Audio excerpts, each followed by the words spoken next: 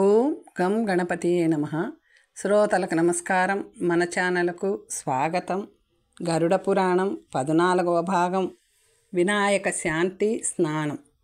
మునులారా, మనిషి తెలిసి కానీ తెలియక కానీ చేసే కొన్ని పనులు దేవతలకు కోపం తెప్పిస్తాయి. వారు అప్రసన్నులవుతారు. అలా వినాయకుని అప్రసన్నతకు గురైన వారు ఆ విషయాన్ని తెలుసుకునే అవకాశాన్ని ఆయనే కల్పించాడు అంటూ వారి లక్షణాలను ఇలా చెప్పనారంభించాడు యజ్ఞవల్క మహర్షి.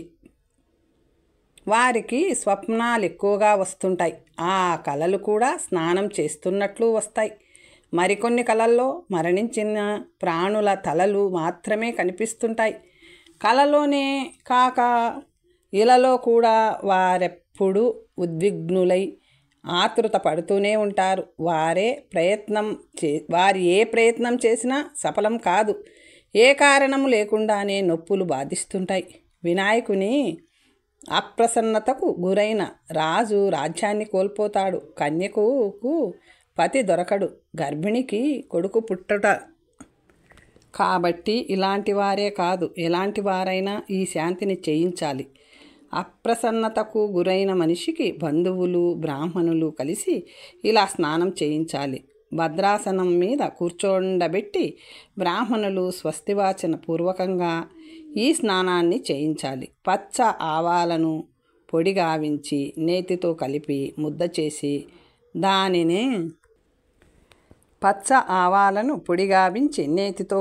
ముద్ద చేసి దానిని ఆ వ్యక్తికి శరీరంపై నలుగుడు పెట్టాలి. తర్వాత అతని లేదా ఆమె యొక్క తలకు సర్వ ఔషధాలు సుగంధ ద్రవ్యాలు కలిపి తయారు చేసిన నూనెను పట్టించాలి. ఔషధ మిశ్రితమైన నీటితో 4 కుండలను నింపి ఉంచి నలుగు పిండిని పూర్తిగా లాగివేసి తలపై పట్టించిన నూనె కాస్త తడియారగానే ఒక్కొక్క కుండను ఈ కుండల్లో నీరు పోయడానికి ముందే పుణ్యనది సరోవరం వంటి 5 పవిత్ర జలాశయాల నుండి తెచ్చిన మట్టిని గోరోజనాన్ని గంధాన్ని గుగ్గిలాన్ని వేసి ఉంచాలి. ఆ వ్యక్తి నెత్తిపై నుండి పోస్తూ స్నానం చేయించాలి. మొదటి కలశంలోని నీటిని పోస్తూ ఆచార్యుడు ఈ శ్లోకాన్ని చదవాలి. ఈ మంత్రశ్లోకాన్ని చదవాలి. సహస్రాక్షం శతధారం ఋషిభిః పావనం స్మృతం తేన త్వం మభిషంచామి పావమాన్యః పునంతు తే. సహస్ర నేత్రాలు సహస్ర శక్తులని ఉద్దేశం. సహస్ర నేత్రాలు అంటే సహస్ర శక్తులని ఉద్దేశం. అసంఖ్యాక ధారలు మహర్షి బృందం పవిత్రీకరములని ఆదేశించిన పవిత్ర జలాలతో వినాయక గ్రస్తుడైన నిన్ను అభిషేకిస్తున్నాను. ఉపద్రవ శాంతి నీ కగుగాక అని దీని భావం. 2వ కలశాన్ని ఈ క్రింది మంత్రయుక్త శ్లోకాన్ని పఠిస్తూ ఆ వ్యక్తి తలపై నుంచి వంచి అభిషేకించాలి. భగం తే వరుణో రాజా భగం సూర్యో బృహస్పతి భగమింద్రచ్చ వాయుచ్చ భగం సప్తర్షియో దదుః. 3వ కలశంలోని నీటితో వ్యక్తిని అభిషేకిస్తూ ఈ మంత్రం పూత శ్లోకాన్ని చదవాలి. ఎత్తే కేశేషు దౌర్భాగ్యం సీమంతే యచ్చ మూర్ధని లలాటే కర్ణయోర్ రక్షణో రాపస్తద్రగ్నుంతు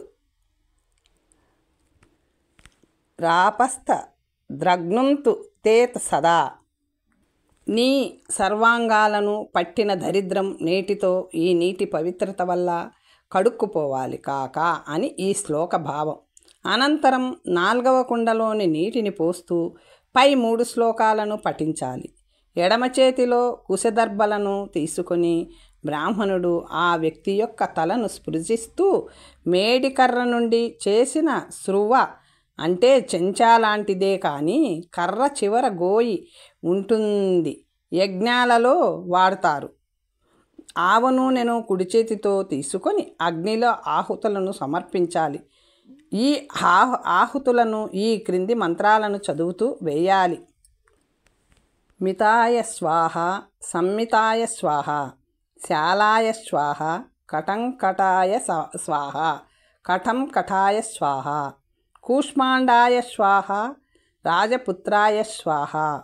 తర్వాత లౌకిక అగ్నిలో గిన్నెలో బియ్యంతో అన్నాన్ని వండి, చెరు అంటే హోమగుండంలో వండిన లేదా వేసెడి అన్నాన్ని చెరు అంటారు. తయారు చేసిన దానిని ఇంతకుముందు చెప్పబడిన 6 స్వాహా మంత్రాలతో ఆ లౌకికాగ్నిలోని హవనం చేసి మిగిలిన దానిని ఇంద్రాగ్ని, యమాది దేవతలకు బలులు కింద సమర్పించాలి. ఆపై ఒక అరుగుపై దర్భలను పరిచి దానిపై పుష్ప గంధ ఉండే రకమాల పక్వాన్న, పాయసాలు, నెయ్యి కలిపిన పలావు, ముల్లంగి అంటే ప్రత్యేకం, గడ్డి, అప్పాలు, పెరుగు, బెల్లం ఉండలు, లడ్లు, చెరుకు ముక్కలు ఈ ద్రవ్యాలన్నిటినీ చేర్చి ఉంచాలి. వినాయక జనని అయిన దుర్గాదేవిని ప్రతిష్ఠించి చేతులు జోడించి నమస్కరించి అర్ఘ్యం ఇవ్వాలి. పుత్ర సంతానం కావలసిన శ్రీ దుర్వా సరస పుష్పాలతో భగవతి పార్వతీదేవిని అర్చించి స్వస్తి వచనాలతో పాటు ఈ క్రింది ప్రార్థనా శ్లోకాన్ని చదవాలి. రూపం దేహి యశో దేహి, భగవతి దేహి మే, పుత్రాం దేహి శ్రియం దేహి, సర్వాన్ కామాంచ దేహి మే. తరువాత బ్రాహ్మణులను భోజనాలతో తృప్తిపరచాలి. గురువుగారికి 2 వస్త్రాలనిచ్చి, అంటే గురుగ్రహానికి అన్యగ్రహాలను పూజించి మరలా ప్రత్యేకంగా సూర్యార్చన చేయాలి. ఈ విధంగా వినాయకుని గ్రహాలను పూజించిన వ్యక్తులు సర్వకార్యాల్లోనూ సాఫల్యం అందగలరు. ఇక గ్రహశాంతి గురించి తెలుసుకుందాం. మునులారా, సిరి సంపదలు సుఖశాంతులు కోరుకునేవారు ముందు తమపై విభిన్న గ్రహాల చూపు ఎలా ఉందో చూసుకొని అది బాగోలేని చోట జాగ్రత్త పడాలి. అంటే తమ జాతకాల్లో నున్న గ్రహదోషాలను ఆయా గ్రహ సంబంధిత యజ్ఞాలను చేయడం ద్వారా పోగొట్టుకోవాలి. మనకి 9 గ్రహాలున్నాయని విద్వాంసులు చెప్తారు. అవి క్రమంగా సూర్య, చంద్ర, మంగళ, బుధ, బృహస్పతి, శుక్ర, శని, రాహుకేతువులు. వీటిని లేదా వీరిని అర్చించడానికి ప్రతిమలను అనగా మూర్తులను క్రమంగా రాగి, స్ఫటిక, రక్తచందనం, బంగారం, వెండి, ఇనుము, సీసం, కంచు ధాతువులతో తయారు చేయించాలి. ఇక వారి రంగులు క్రమంగా ఎరుపు, తెలుపు, ఎరుపు, పసుపు, తెలుపు, చివరి 3 గ్రహాలు నలుపు. వీరి పూజా ద్రవ్యాలు కూడా క్రమంగా అవే రంగుల్లో ఉంటాయి. ఈ నవగ్రహాలను ఒకచోట శాస్త్రోక్తంగా స్థాపించి లేదా స్థాపింపబడిన చోటికి పోయి సువర్ణ వస్త్ర పుష్పాలను నవగ్రహ మండపానికి సమర్పించాలి. గంధ, బలి, ధూప, గుగ్గులాదులను కూడా ఇవ్వాలి. చెరు అనగా హోమంలో వండబడిన అన్నంని మంత్రాల ద్వారా ప్రతి ఒక్క గ్రహాన్ని ఉద్దేశించి సమర్పించాలి. ఆ తరువాత ఈ గ్రహాలను ఆయా మంత్రాలతో దిగువనిచ్చిన విధంగా జపించి అర్చించాలి. ఓం అకృష్ణేన రజసా సూర్య, ఓం ఇమం దేవ చంద్ర, ఓం అగ్నిమూర్తా దివ కకుత్ మంగళ, ఓం ఉద్బుద్ స్వ బుధ, ఓం బృహస్పతే బృహస్పతి, ఓం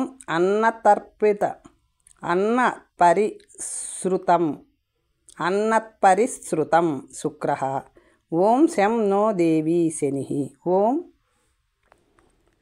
ఓం కయానసిచ్ రాహు, ఓం కేతు కృణ్వాన్ కేతు, ఓం కేతుం కృణ్వాన్ కేతు. ఈ నవగ్రహాలకు ఇదే క్రమంలో మందార, మోదుగ, కాచు, ఉత్తరేణు, రావి, మేడి, శమి, దుర్వ, కుశ, సమిదలను నెయ్యి, పెరుగు, తేనెలలో ముంచి హవనం చెయ్యాలి. తరువాత మరలా పైన చెప్పబడిన మంత్రాలను చదువుతూ ఈ క్రింది పదార్థాలను ఆహుతులివ్వాలి. సూర్యునికి బెల్లం, చంద్రునికి ఉప్మా, మంగళునికి పాయసం, బుధునికి బియ్యంతో పరమాన్నం, బృహస్పతికి పెరుగన్నం, శుక్రునికి నెయ్యి, శనికి అరిసెలు, రాహువుకు పండ్ల గుజ్జు, కేతువుకి అనేక రంగుల ధాన్యములతో ఉడికించిన ముద్ద. ఇదే క్రమంలో అన్నదానం కూడా ప్రతి గ్రహం పేరున చేయాలి. తరువాత ప్రతి గ్రహం పేరుతో రకమంగా ధేనువు, శంఖము, ఎద్దు, బంగారం, బట్టలు, గుర్రం, నల్ల ఆవు, ఆయుధాలు, మేకలను దానం చేయాలి. గ్రహాలు శాంతించి అనుగ్రహిస్తే జాతకాలను మార్చగలవు, సిరులను కురిపించగలవు, రాజ్యాలనే ఇవ్వగలవు, రోగిని సంపూర్ణ ఆరోగ్యవంతునిగా చేయగలవు. ఇక వానప్రస్థ ధర్మ నిరూపణ గురించి తెలుసుకుందాం. మునులారా, వానప్రస్థాశ్రమాన్ని వర్ణిస్తాను, అవధరించండి. వానప్రస్థాశ్రమంలో ప్రవేశించదలుచుకున్నవాడు తన భార్యను తీసుకొని వెళ్ళవచ్చు, లేదా సమర్థుడైన కొడుకుపై ఆమె సంరక్షణ భారాన్ని మోపి వెళ్ళవచ్చు. అంతేకాని ఆమె సంగతి చూడకుండా వెళ్ళరాదు. వానప్రస్థికి బ్రహ్మచర్యం విధాయకం. శృంగారానికి సంబంధించిన ఆలోచన కూడా మదిలో మెదలరాదు. శ్రౌతాగ్నిని, గృహాగ్నిని తనతో పాటు వనంలోకి తీసుకుపోవాలి. ఎందుకంటే వనమంటే అడవి. అడవిలోకి పోయి ఆశ్రమాన్ని, ఆశ్రయాన్ని ఏర్పాటు చేసుకొని శాంతంగా, క్షమసహితంగా మనస్సు నుంచుకొని అహర్నిశలు దేవోపాసన చేస్తూ జీవించడాన్ని వానప్రస్థాశ్రమం అని వ్యవహరిస్తారు. అక్కడ దున్నని భూమి నుండి పుట్టిన అన్నం ద్వారా అగ్నిదేవునికి, పితరులకు, దేవతలకు, అతిథులకు, సేవకులకు తృప్తి కలిగించాలి. ఆత్మజ్ఞాన తత్పరులై ఉండాలి. శరీరానికి స్నానం, అంగవస్త్రధారణ తప్ప ఏ సంస్కారం ఉండరాదు. జటలు, గడ్డము ఎంతగా పెరిగినా పట్టించుకోరాదు. ఇంద్రియ దమనం, త్రికాల స్నానం తప్పనిసరి. ఎవరి నుండి ఎటువంటి దానాన్ని స్వీకరింపరాదు. స్వాధ్యాయం, భగవద్ధ్యానం, లోక కళ్యాణం ఇవే వానప్రస్థికి నిత్య కృత్యాలు. తప్పనిసరి అయితే అన్నం కోసం మాత్రమే ధన సంపాదన చేయవచ్చు. వ్రతాల ద్వారా ఆత్మశుద్ధిని కావించుకోవాలి. వారానికి ఒకమారు, తరువాత పక్షంలో ఒకమారు, ఆ పైన మాసాంతమందే భోజనం చేసే వ్రతం పట్టాలి. చాంద్రాయణం చేస్తూ, భూమిపై శయనిస్తూ వీలైనన్ని ధార్మిక కృత్యాలను అన్నంతో కాకుండా ఫలాలతో సంకల్పించి నెరవేర్చాలి. గ్రీష్మ ఋతువులో కూడా పంచ అగ్ని మధ్యమంలో 4 దిక్కుల అగ్నిని రగిలించి సూర్యుని 5వ అగ్నిగా భావిస్తారు. ఈ పంచాగ్నుల మధ్యమే పంచ అగ్ని మధ్యమం. వర్షాలు పడుతున్నా, మంచు కురుస్తున్నా అరుగుపైనే పడుకోగలగాలి. హేమంత ఋతువులో తడిబట్టలు కట్టుకొని జపం, యోగాభ్యాసం చేయాలి. పడక మీద తుమ్మముళ్ళు పరిచినా వానిపై క్రోధంగా కానీ, పాదముల క్రింద ఎర్ర ముఖమల్ తివాచి పరిచినా వానిపై ప్రసన్నత కానీ, సర్వాంగాలను చందన చర్చతో నెరిపిన వానిపై ప్రేమ కానీ కలుగరాదు. అప్పుడే అతడు, ఆమె శుద్ధ వానప్రస్థి అయినట్లు భావించవచ్చు.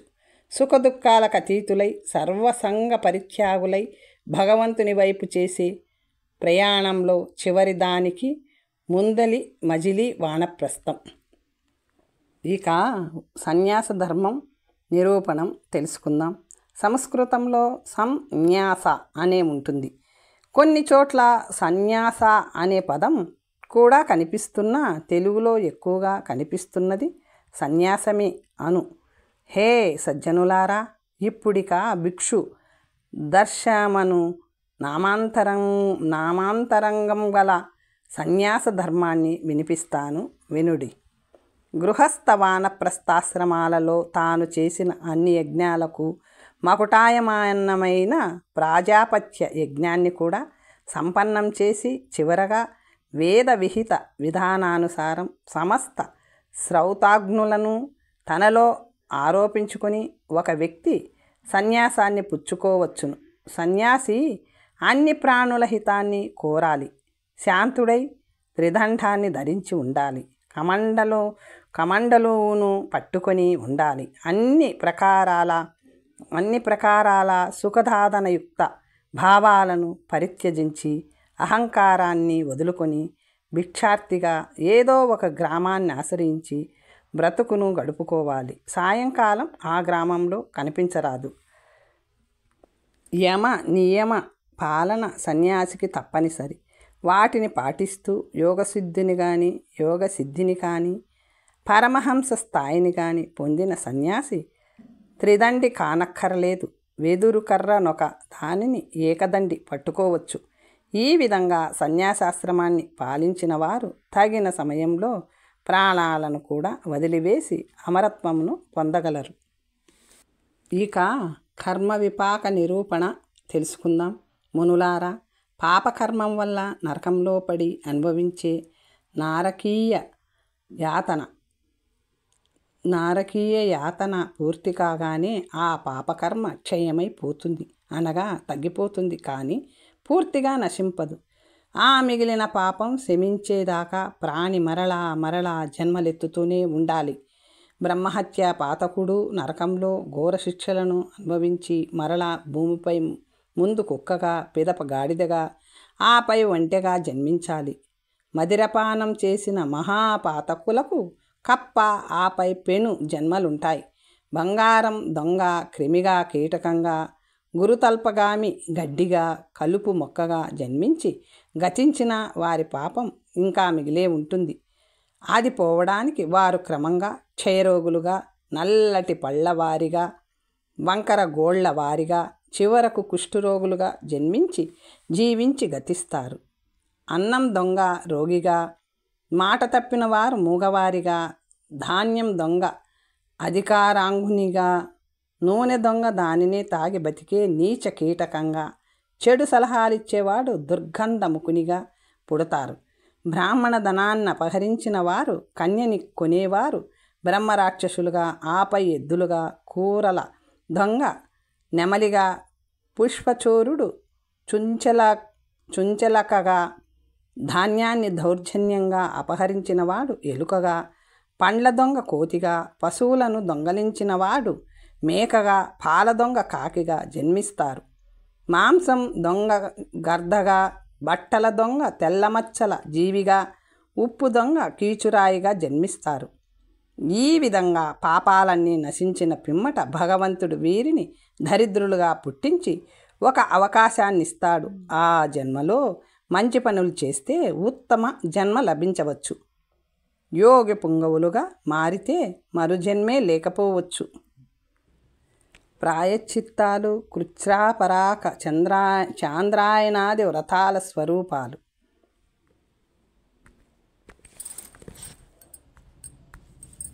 విహితాస్య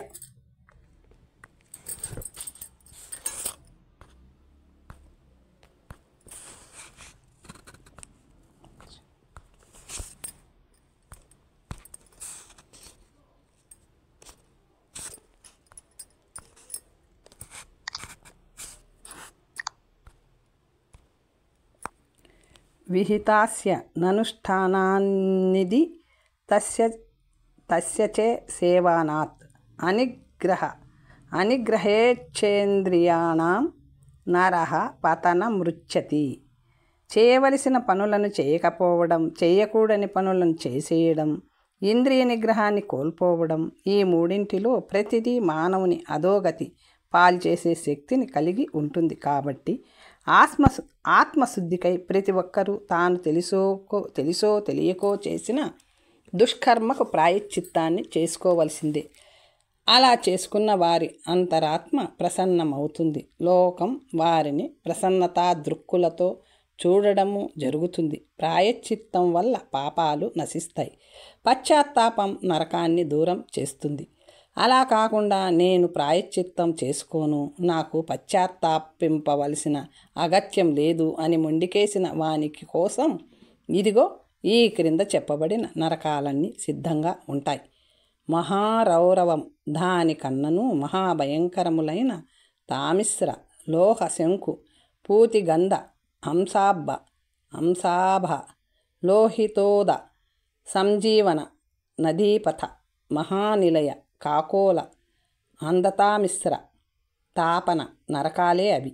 బ్రాహ్మణ హంతకుడు, తాగుబోతు, బ్రాహ్మణుని బంగారాన్ని దొంగలించినవాడు, గురుపత్నిని కామించినవాడు, వీరితో తిరిగేవారు ఈ మహాపాపులంతా అవీచి కుంభి పాకమును పేరుగల నరకాలలో పడతారు. అవే అత్యంత భయంకర నరకాలు. గురువుని, వేదాన్ని నిందించడం కూడా బ్రహ్మహత్యతో సమానమైన పాతకమే.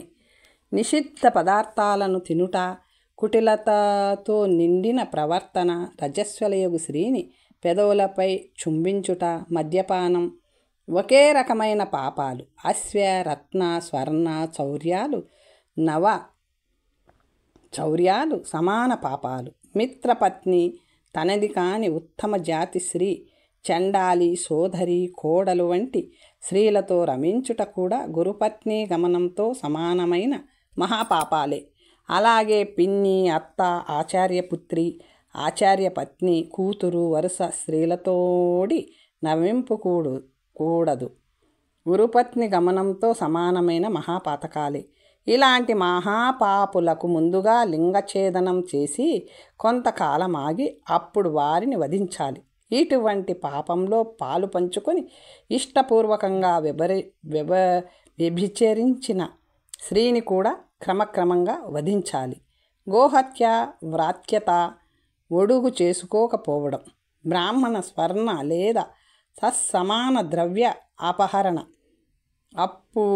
అప్పు నెగ్గొట్టుట, దేవపితృ ఋషి రుణాలు తీర్చుకుండుట, అధికారి అయి ఉండి అగ్నికార్యం చేయకుండుట, అమ్మకూడని లవణాదులను అమ్ముకొనుట, పెద్దన్నకు పెళ్లి కాకుండానే తాను చేసుకొనుట, అధ్యయనాధ్యాపనములకు డబ్బును వాడుట, తమ్మునికి వివాహం చేసి తాను పెళ్లిని మానుకొనుట, పరస్త్రీ గమనము, చక్రవడ్డీలను గుంజుకొనుట, లవణము తయారీ, స్త్రీవధ, శూద్రవధ, నిందిత ధనంతో జీవనం గడుపుట, నాస్తికత, వ్రతలోపం, కొడుకును అమ్ముకొనుట, మాతాపితలను పరిత్యజించుట, చెరువులను తోటలను అమ్ముకొనుట, కన్యపై అపవాదు వేసి దూషించుట, తన కోసం మాత్రమే భోజనమును వండుకొనుట, మద్యపానం చేసే స్త్రీతో సంబంధం పెట్టుకొనుట, స్వాధ్యాయ అంటే అగ్ని, పుత్ర, బంధు ఈ నాలుగింటిని పరిత్యజించుట, అసత్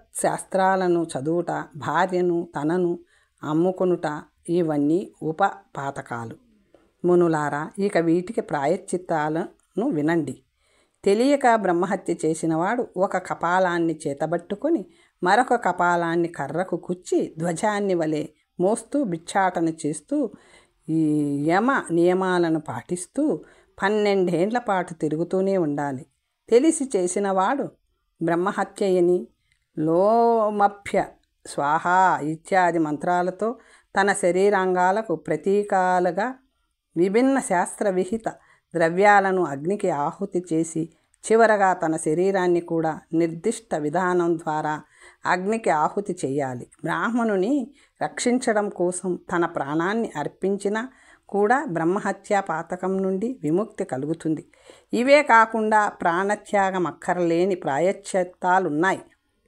అవి ఇంచుమించు ప్రాణం పోయేయడం అంత కష్టం. అత్యధికంగా కష్టపెడుతున్న దుస్సాహమైన బహుకాల వ్యాపితమైన రోగంతో కానీ అంతకన్నా ప్రాణములు ఆర్పివేసేటంత భయం వల్ల కానీ చెప్పలేనంత బాధపడుతున్న బ్రాహ్మణుని కానీ గోవును కానీ చేరదీసి ఆదరించి సేవ చేసి సంరక్షణ చూసి సంపూర్ణ ఆరోగ్యవంతులను గావించినచో కూడా బ్రహ్మహత్య పాతకం పోతుంది. బ్రాహ్మణుల కడుపున పుట్టాడన్న మాటే కానీ ఏ గుణము వీడు బ్రాహ్మణుడు అని చెప్పడానికి వీలు లేకుండా ఉన్న వానిని పొరపాటున చంపినా కూడా అది బ్రహ్మహత్య అవుతుంది. దానికి ప్రాయశ్చిత్తం ఇది.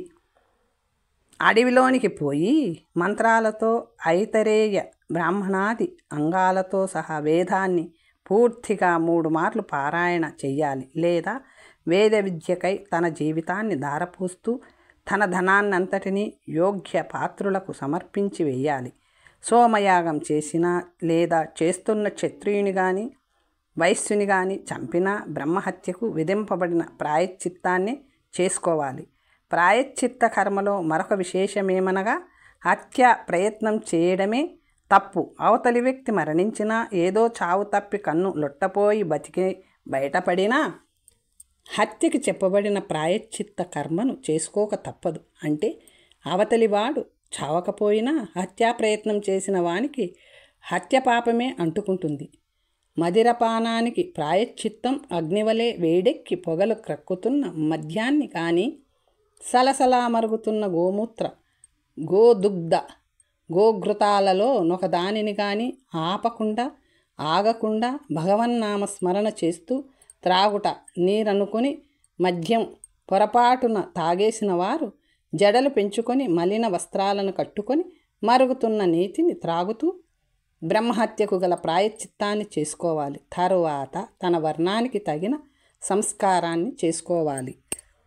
వీర్యపానం, సురాపానం, మూత్రపానం చేసే బ్రాహ్మణి సద్గతి నందకపోగా క్రమంగా గద్ద, కుక్క, పంది యోనుల్లో పుడుతుంది. బ్రాహ్మణుని బంగారాన్ని అపహరించిన వానికి ప్రాయశ్చిత్త కర్మమేమనగా వాడొక రోకలిని మోసుకొని రాజసభలోకి న్యాయస్థానం అప్పట్లో అదే పోయి తాను చేసిన పాపాన్ని ప్రకటించి రాజు విధించినన్ని దెబ్బలు ఆ రోకటితోనే తినాలి. ఈ శిక్షాక్రమంలో వాడు మరణించినా శిక్షానంతరం జీవించినా పవిత్రుడే అవుతాడు. తెలుగిళ్లలో ఒక మాటుంది, రాజదండన ఉంటే ఇక యమదండన ఉండదని. ఇలా చేయని వారు తమ తప్పు నొప్పుకొని తమ ఎత్తు బంగారాన్ని ఆ బ్రాహ్మణునికి సమర్పించుకున్న ఆ పాపం పోతుంది. గురుపత్నితో గమించినవాడు ఎర్రగా కాలుతున్న ఇనప శ్రీ విగ్రహాన్ని కౌగిలించుకొని ప్రాణత్యాగం చేయాలి. లేదా తానే నైరుతి దిశ వైపు విసిరివేయాలి. ఈ మహాపాపానికి ఇంకా 2 రకాల ప్రాయశ్చిత్తాలు చెప్పబడ్డాయి. ప్రాయశ్చిత్తాపించిన వాడు 3 సంవత్సరాల పాటు ప్రాజాపత్య కృచ్ఛ్ర వ్రత పాలనను చెయ్యాలి. లేదా 3 మాసాల పాటు చాంద్రాయణ వ్రతం చేస్తూ ఏకదీక్షగా వేద సహితను పఠిస్తూ ఉండాలి. దీక్ష పూర్తయితే పాపం పోతుంది. గోవధ చేసిన పాపి పంచగవ్యాలను మాత్రమే స్వీకరిస్తూ 1 నెల పాటు మునివలే ఏ వికారాలు లేకుండా గోశాలలోనే జీవిస్తూ గోసేవ చేయాలి. మాసాంతంలో యథాశక్తిగా గోదానం చెయ్యాలి. ఉపపాతక శుద్ధి చాంద్రాయణ వ్రతం వల్ల సిద్ధిస్తుంది. 1 మాసం దాకా పాలను మాత్రమే స్వీకరిస్తూ పరాక నామక వ్రతం చేసినా అదే ఫలం ఉంటుంది. క్షత్రియవధం చేసినవాడు 1 ఎద్దును 1000 ఆవులను దానం చేయాలి. లేదా బ్రహ్మహత్యకు నిర్దేశింపబడిన ప్రాయశ్చిత్తాన్ని 3 ఏళ్ల పాటు చేసుకోవాలి. అలానే వైశ్యుని వధించిన వాడు 100 గోవులను దానం చేయాలి. లేదా బ్రహ్మహత్యాపాతక ప్రాయశ్చిత్త వ్రతాన్ని 1 ఏడాది పాటు చేయాలి. శూద్రుని హత్య చేసిన వాడు కానీ స్త్రీని వధించిన వాడు కానీ బ్రహ్మహత్యాపాతక ప్రాయశ్చిత్తాన్ని 6 నెలల పాటై ఆచరించాలి. లేదా సత్పాత్రునికి 10 సంవత్సర యశస్విని గోవులను దానమైన ఇవ్వాలి. ఇవన్నీ తెలియక కానీ అజ్ఞానవశాన కానీ అప్రయత్నంగా కానీ చేసిన హత్యలకు ప్రాయశ్చిత్తాలు. పిల్లి, ముంగీస, ఉడుము, కప్ప సాధారణ పశువులు, వీటిని చంపడం కూడా పాపమే. ఈ పాపము చేసినవాడు 3 రాత్రులు గడిచేదాకా పాలను మాత్రమే స్వీకరిస్తూ పాదకృచ్ఛ్రవ్రత పాలనము చేయాలి. ఏనుగును వధించినవాడు 5 నీల వృష బాలను పేరుగల విశిష్ట లక్షణాలున్న ఎద్దులను సత్పాత్రునికి దానం చెయ్యాలి. చిలుక కానీ 2 ఏళ్ల వయసున్న దూడని కానీ క్రౌంచ పక్షిని కానీ వధించినవాడు 3 ఏళ్ల వయసున్న దూడను దానం చెయ్యాలి. గాడిద, మేక, గొర్రెలలో ఒక దానిని చంపినవాడు ఒక ఎద్దును దానం చేయాలి. వృక్ష, గుల్మ, లతాదులను నరికి వేసిన ద్విజుడు 100 మార్లు గాయత్రిని జపించాలి. తప్పని పరిస్థితుల్లో ఇష్టం లేకున్నా మధు, మాంసాలను సేవించిన వాడు కృచ్ఛ్ర వ్రతాన్ని, అన్యశ్రేష వ్రతాల్ని ఆచరిస్తే ఆ పాపం శాంతిస్తుంది. గురువుగారు చెప్పిన పనిని చేస్తూ కానీ మార్గంలో కానీ శిష్యుడు మృతి చెందితే